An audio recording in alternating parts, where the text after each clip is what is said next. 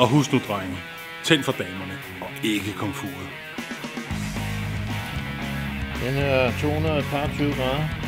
Og man tænder en oliegryde til der går ild i den, der går cirka en times tid.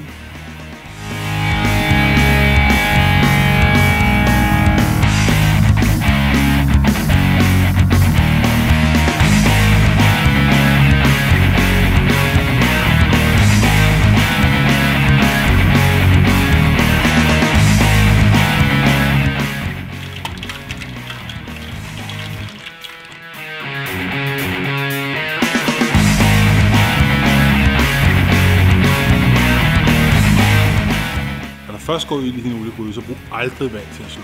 Brug et låg, slå for komfuret og vent. Brug aldrig vand.